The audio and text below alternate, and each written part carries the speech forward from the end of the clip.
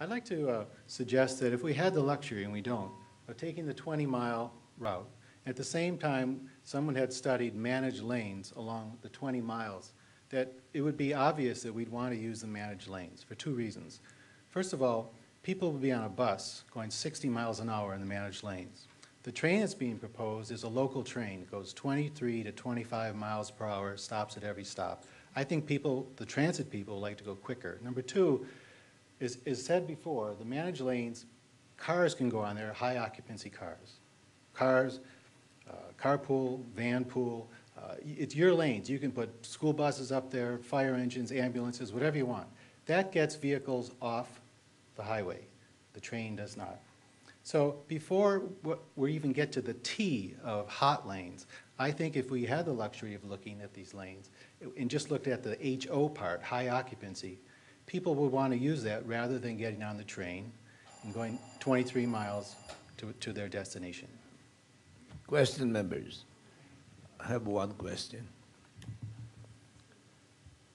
The thing that I'm really thinking based on managed lane is you come up with a lot of cars going one way to town, and when they exit to town, how can they resolve the traffic congestion? Because there will be two levels of highway. One is the highway below, because you have to put the hot lane above. And when they're all running at the same time, when there is downtown, the streets in downtown are so narrow. How can you possibly address that kind of problem? On November 2nd, when the administration prepared the alternatives analysis to you folks, there was testimony given that unfortunately in the alternatives analysis it only has one exit. It looks like it's a design built to fail. Obviously there would be several exits, and testimony was given on November 2nd that at the exit speed of other managed rails around the country, if you have 3 or 4 exit lanes, there is no problem. Okay, the managed lane that was being studied is the same proposal that is, I think, on the website of Mr. Slater.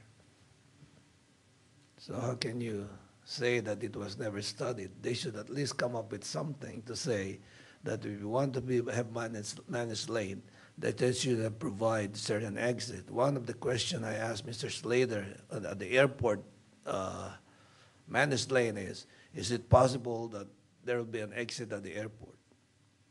I said, possible, but that's all we got by way of answer. So if there are exits going to town, because everybody goes to town, Waikiki and the like, the roads are too narrow.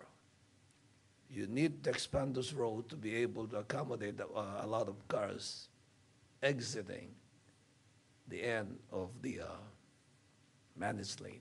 That's what I want to see how they can resolve it, because by widening roads and all that, that's an additional expense of taxpayers' money.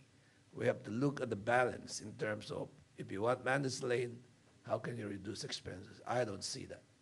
I think the claim in the alternatives analysis that managed lanes cause congestion at the end is a red herring.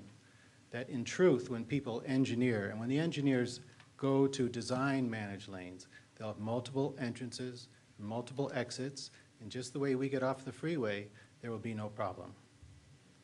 Thank you. Thank you very much.